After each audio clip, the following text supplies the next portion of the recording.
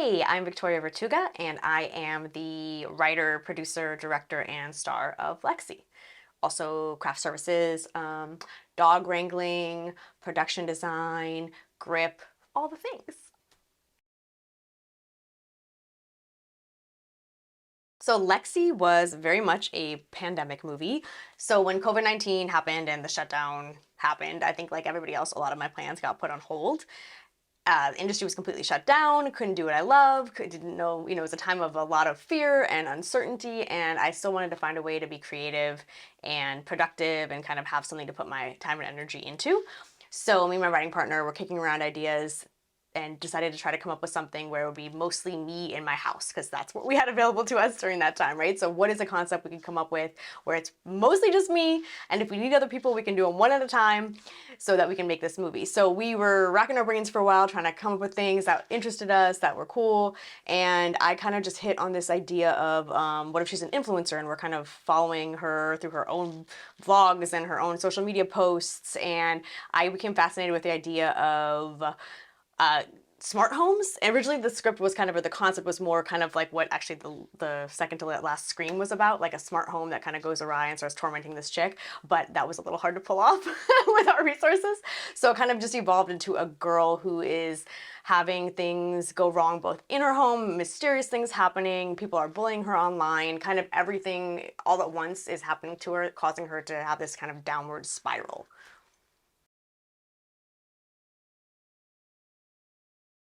So one of our biggest sources of inspiration for Lexi was the real life case of Elisa Lam, who is a tourist that came to LA. She stayed at the Cecil Hotel, which has a very interesting and storied history with all kinds of creepy occurrences. So there was this footage that went viral of her after she disappeared, where she is in the hotel lobby, the elevator of the hotel lobby, and we are just seeing it through the security camera of this footage of her, and she's acting very strangely, and we can't quite tell if she's talking to somebody or if she's not talking to somebody, or if there's something we're not seeing just out of frame. It's like incredibly compelling footage, and I found the fact that it was security footage and the fact that we couldn't really see everything. We can only see a little window, a little sliver of stuff, super compelling. So that led me to the idea of using security camera footage for this movie. I thought that it seemed interesting and I hadn't really seen it done before. And to me, there's something just inherently compelling about watching something on a security camera footage, because you're kind of waiting for something to happen, right? The only time we see that kind of footage is if something has gone down or we're waiting for something to happen. And because of the way it's framed, naturally you have questions about what's happening just outside of what you're seeing or what happened just before the film cut on. And so I found that kind of an interesting thing to play with. After we had filmed Lexi, but before it came out, there was a documentary that came out on Netflix all about her case, which was really funny. We're like, really? It happened like 8 years ago, and then it happened right after we made Lexi, the documentary came out, but that's cool. Like, it's a fascinating case. And then I was kind of just inspired by our obsession with celebrity culture and our obsession with kind of watching young women spiral and melt down, and the schadenfreude of that, the kind of sick, twisted fun people get, and watching somebody who they think has it all kind of just collapse and break down. We've seen it time and time again with celebrities where the public takes this kind of sick satisfaction in watching them melt down. So I wanted to kind of explore that aspect of things as well. And then, of course, because it's told in this mockumentary format, all kinds of true crime stuff. I'm totally a true crime freak. I love true crime, podcasts, documentaries, you name it. But there is kind of an inherent grossness to it, because you're basically taking a tragedy that's befallen someone or multiple someones and making it into entertainment. So at the core of it, there is kind of an exploitative, gross nature to it. And I say this as somebody who consumes it myself, not to like judge or look down, but there is that kind of aspect of it. And I kind of wanted to explore that as well. So we kind of tried to do that with the addition of the experts that are giving their opinions on Lexi, all of whom have like written books about it or used her trauma and the thing that happened to her, her disappearance, in some way to benefit themselves and make money off of it. So because we made this during COVID, and because of the way that it was made, this was a very weird and unique experience. I filmed this mostly in my house, mostly by myself with the help of my husband. He's working full-time from home, so we're kind of piecemealing it together. My writing producing partner, Eric, lives, obviously doesn't live with me, so I would kind of film during the day or at night or whatever, and send him clips, and we'd look at it and see what was working and talk about it and stuff, and I'd let him know like, hey, check the drive, there's something in there today. But because of how it was filmed, it was definitely like a very weird process. It was very piecemeal, around my schedule. Normally when you're filming, you have like 12, 15, 21 days days of filming or whatever it is when you're shooting a feature, and boom, all at once, you know, and then you're done. This we filmed over months, just because of the circumstances around it and how we were filming it, and you know, the time available to us. So that was kind of an interesting process. It was like a longer, more drawn out process. And also a lot of this was found in the filming. So our script actually, usually a script is, you know, a page per minute is kind of the rule. So if you have, you know, an 85-minute movie, you're looking at about an 85-page script. Because of this, just the way the format it was and the way it was written, we had like a 42-page script or something, so only half of it, because sometimes a line or two of action in the script, you know, translated to a minute or two of footage. So it was a much shorter script than we were used to working with. And a lot of the, we found a lot of it during the filming. So there were things that were in the script, you know, things that we tried, and upon looking at it, we're like, I don't know if that's working. And then during the filming, there were ideas I had. I'm like, oh, what if we tried this, you know, and this and this and this. So a lot of it ended up changing and evolving based on the process of filming it. You know, we try a gag and we're like, I don't know if that's playing, and we try something else.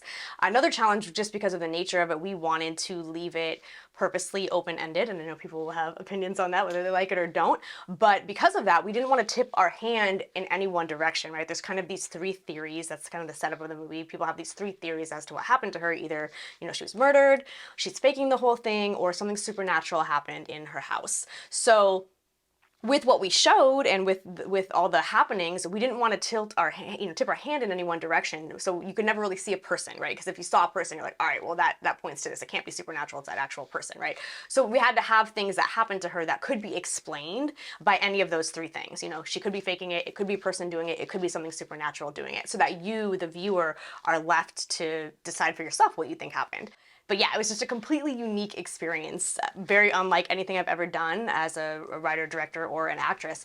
Another one of the things that was really challenging for me as an actress was the fact that it's me alone for like the whole movie, right? I have no one to interact with, no one to act opposite. And that was actually like a really interesting and fun challenge as an actress, to be able to do that without anyone to play off of you or whatever. It was a kind of an interesting creative exercise. And another thing on the acting front that was challenging was delivering these monologues for my vlogs to a tiny iPhone camera, because we decided to shoot those with an iPhone so that it looks, you know, more like what people actually film their vlogs and their social media posts with.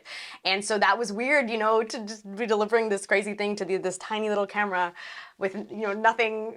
I don't know. It was a very interesting, unique experience as an actor. I share some of her beliefs, although in a much different way. So it's funny, my cousin who watched it was telling me how she felt like she heard my words coming out of Lexi's mouth, but like Lexi's a very different character to say them.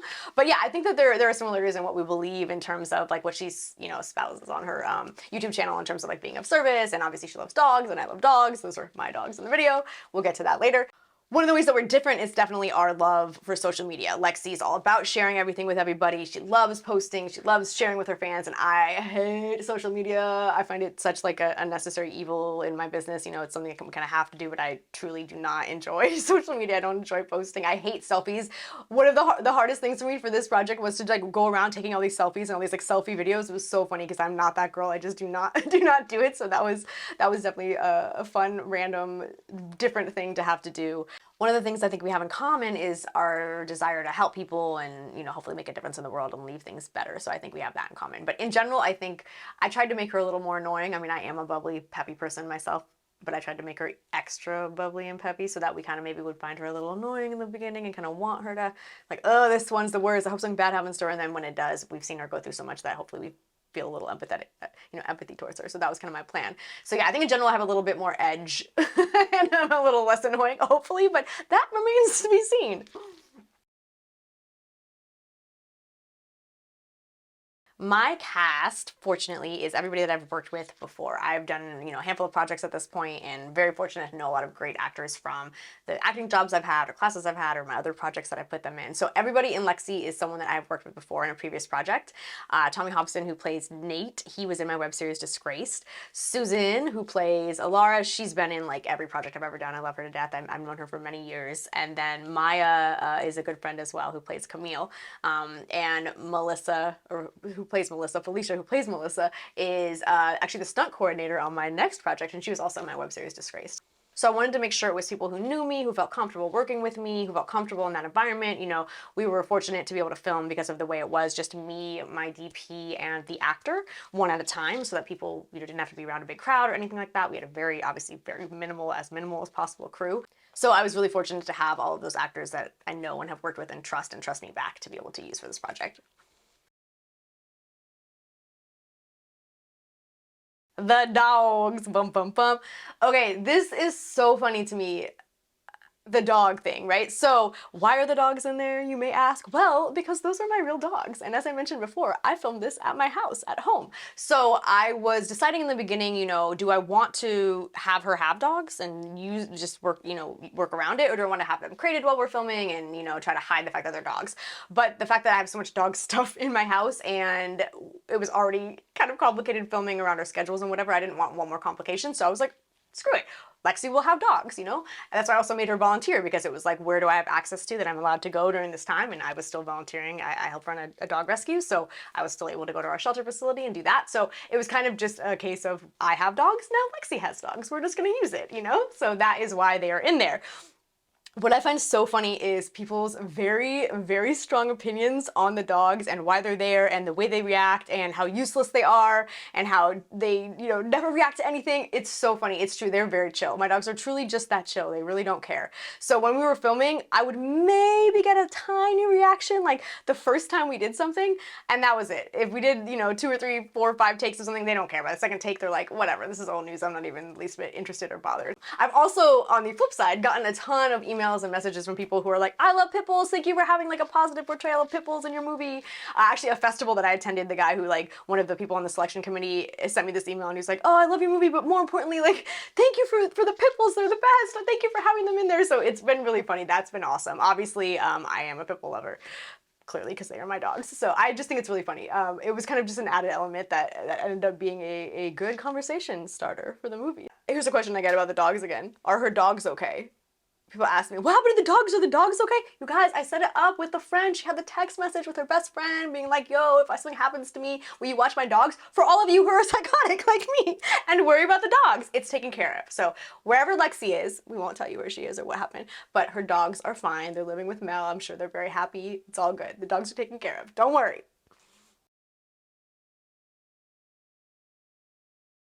So one of the coolest things for me about this project is because the way it was made and the time it was made, and just, it was such a unique time and a unique situation and a weird way of making a film, I didn't find myself as sensitive about it or as attached to it as I can with some of my other projects. Like, as artists, you know, we're often very, our projects are our babies, and so sometimes we're very sensitive about them and we feel very precious about them.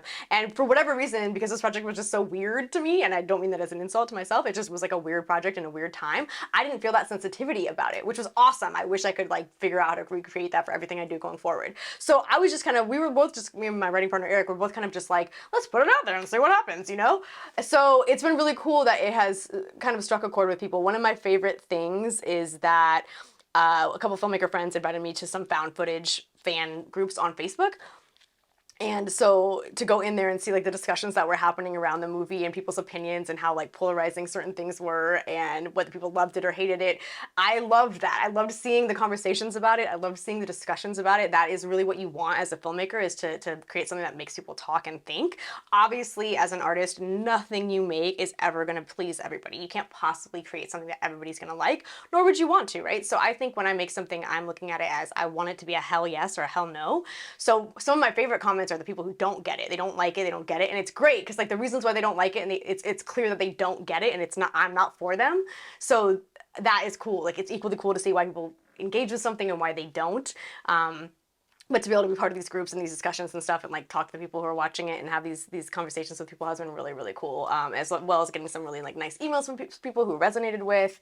I think women have a very different experience of Lexi than men do, just by the nature of it, you know, especially if you live at home alone, and the creepiness of it, I think, affects women in a different way. So it's been really cool to kind of obviously I am a woman and that's my point of view. So it's been really cool to connect with women in that way. I think we need more women in horror in general. So that's been a really cool aspect of it. So yeah, I just love kind of having it out there, letting it live, letting people have opinions, whether they love it or hate it or whatever the case may be. It's been really cool to see that people talk about it and, you know, it resonates with some and it doesn't with others. But people are talking and checking it out. And that's like the best you can hope for as a filmmaker.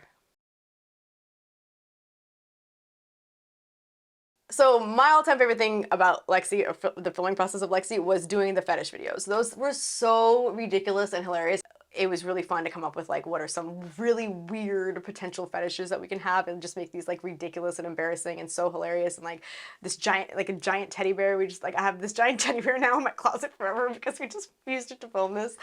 That was amazing. And the other thing was the mannequin head. I don't know if it was Eric or me who had the idea for this mannequin head, but then we tried all these different things with that mannequin head, and it's only like half of them made it in the movie because some of them just didn't work. But just like having this freaking weird mannequin head, again, super hilarious. Fun tidbit, after filming a few months later, it just disappeared. Like, I didn't get rid of it, my husband didn't get rid of it, no one knows where it went, and I named her Vanessa, because that's her name in the project. I have no idea where Vanessa is. If you have Vanessa, please let me know. But that's creepy. I feel like we're gonna find her in a really weird spot for real one day. So Vanessa is also one of my favorite things about filming, but I don't know where she is. That bitch better not come back and haunt me.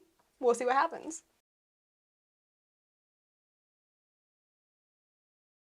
One of the biggest compliments I've received, or my favorite things to hear from people who've watched it, are when they pick up on the themes that you're putting in there, right? When they pick up on the satire of the true crime genre, when they pick up on the kind of misogyny of female celebrity that's in there, and the nastiness of social media, and just like the themes that you put in and the little like things you do where you're like, I wonder if anyone's gonna get that. It's so awesome when someone has watched it and clearly gets what you were trying to do and clearly receives a message that you're trying to send. That is so satisfying as a filmmaker, because we do so much of this and you're just kind of like, well, I don't know if anyone's gonna get that. I don't know if that's gonna land with anybody. So when it does land, it's like incredibly satisfying. You're like, yes, somebody out there got it. So that's been amazing. It's also, like I mentioned before in the found footage groups, it's been really cool to like go in there and see what people said before I was in the group and like find these old threads on Lexi. And like I love when people who hated it when I came in, they still told me they hated it to my face, and I love that. And the people who loved it were like, oh, I love it. And it's cool to see that they did love it. They're not just kissing my ass in the group. So like to see people's genuine reactions and like know that it's honest and it's genuine has been really cool as well.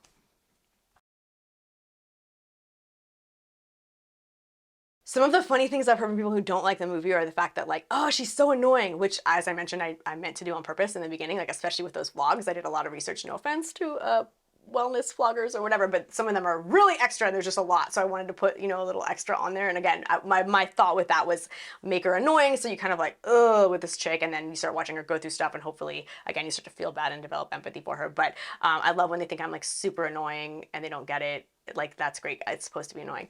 What's funny too is there's actually like a lot of terribly awful, rude, like negative comments about me on the trailer, which is ironic because it's a movie about a girl who gets like bullied online, and there's these people online on YouTube like talking crap about me, like they don't like me, they think I'm ugly, like all these like terribly rude, typical internet comments, which is funny. It feels very meta. It's like, you guys, that's the whole point of the movie, like, you know. So that's always interesting. But yeah, I think the dog comments are just my favorite. People who are like, dogs would never act that way. There's no way a dog would be that chill. And like, that's literally how chill my dogs are. Like, that is documentary evidence of my dogs just being how they are. So that cracks me up too. Or like, why would you put these dogs in there? Or actually, I got an email from somebody who's like, where did you find that super creepy house? And I was like, dude, that's my house. So that's amazing as well. So yeah, just I think the people who don't realize that it was like a COVID film and it was made for like no money and made in my place of work with my place of living, with many restrictions around us because of the time and the environment. I think that like that's always just funny. What happened to Lexi? Where is she? Is she alive? Is she dead? Was she murdered? Which one was right? Whose theory was right? Oh my God, what happened? What happened? What happened? I'm not gonna tell you. Wherever she is, whatever she's doing, I hope she's proud of herself. This was a force, a truly evil force. She was stalked, tormented, and murdered. I know where she is. She's hanging out with her aunt in Fresno. Thank you so much for watching and supporting and listening to me jabber on. I really appreciate it. It's very hard out here for an indie filmmaker, so thank you so much for your support. It means the world to me. That's all I got. Thanks for watching. The fact that she wants to make a difference and help people, I think I definitely have that in me, so that's something we have in common. My dogs.